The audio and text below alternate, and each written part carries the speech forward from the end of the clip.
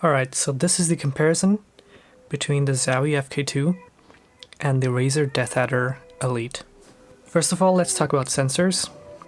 The Deathadder Elite has a optical sensor, which is the 3389, and the Zowie FK2 has the 3310.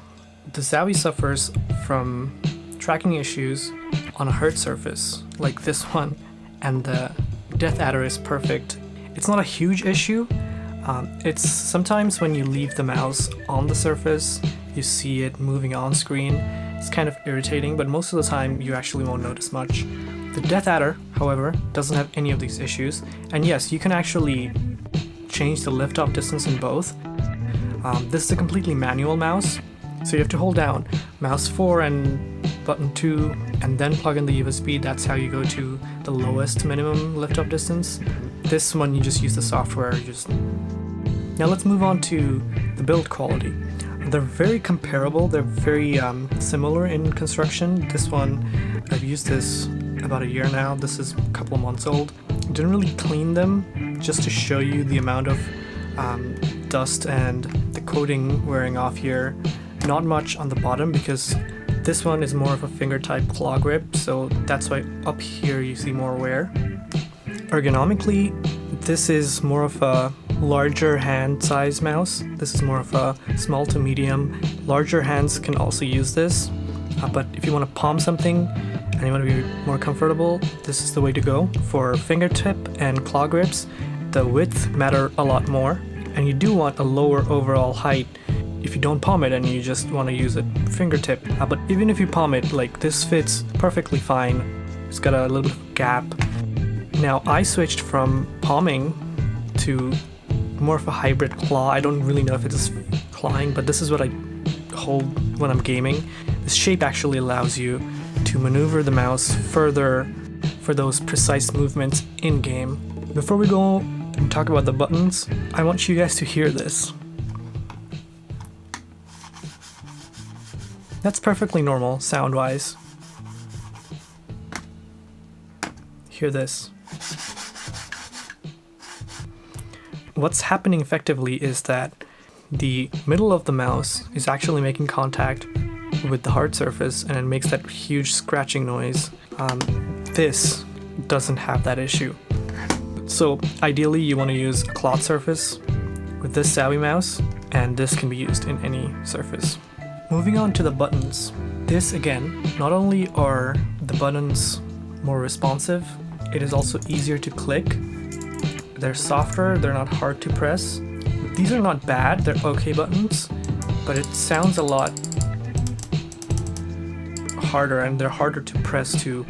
Not a big deal if you're just playing and doing normal things, but if you do need to spam like the first click, you will prefer the mouse buttons on this. The side buttons are a similar story. The Deathadder has, I'll hold both up, much larger on this than that. Same thing with the tactile feedback as well. This is a lot smoother, like softer, but still has a click. You're not really gonna have a problem with the Zowie. It clicks just as nicely. Like when you're playing, you can melee, reload, or whatever action you set them to. It's perfectly fine. But this again feels better, and it's easier to hit. It's softer, especially if you're using the corner of your thumb to hit the buttons. Now, the worst thing of this mouse is the scroll wheel. It's loud. This one's also kind of loud, but not even close. There are a lot more steps, like evenly distributed the whole way through. It never does it feel like it's getting stuck. This, all the steps are a little bit off. It's like walking on an uneven staircase. This is a lot faster too. You can easily flick it.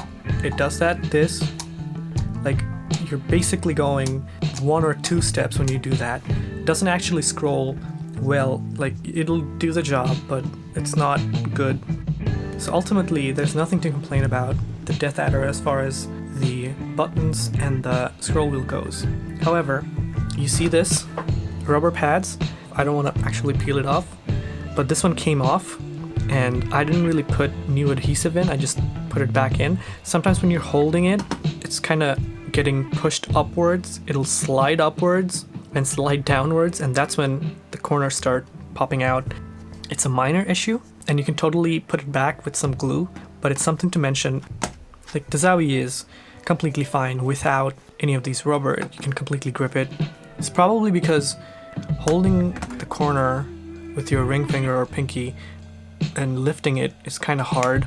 I mean, this mouse is a lot easier to grab because there's something to grab onto. I guess that's why they put the rubber in. And finally, this guy has complete chroma. No chroma, no RGB, no LEDs at all. There's one little... This is actually to indicate what DPI you're using, and you only have 400, 800, 1600, and 3200. You can't go in between. You can't go above or below. It's perfectly fine by me, but I can understand some people who have a bigger screen who wants to go in between like 800 and 1600, like 1000 or 1200. So just getting that perfect DPI, harder on this, a lot easier on this. Now let's talk a little bit more about these the cables. Totally braided, very lightweight. You can bend it how you want. There's a little bit of fraying, but nothing major. This cable, on the other hand, still has these bends that the original packaging introduced, and like, imagine there being a cloth surface here. This would still make a lot of noise, so that's why I got the bungee. So overall, this mouse, better palm gripping for larger hands, chroma, better buttons, insanely good sensor, and a really good scroll wheel. It's just night and day. Buttons, okay on this one, much better on this one. Still not the perfect buttons on a mouse. Plastic coating, almost the same. Slightly worse on this, and I can see it getting older faster. Sensors, good. Extremely good. Doesn't get better as of right now. Don't know what else to say. This fits in with all your other Razer products very well. This also doesn't look bad if you have a Razer mousepad and Razer keyboard. You just don't have the RGB. Biggest deal, scroll wheel and mediocre buttons. Pick this one if you have medium to larger hands and you don't mind palming a mouse. Pick this one if you want a fingertip or claw grip and you don't mind buying a bungee and a cloth pad.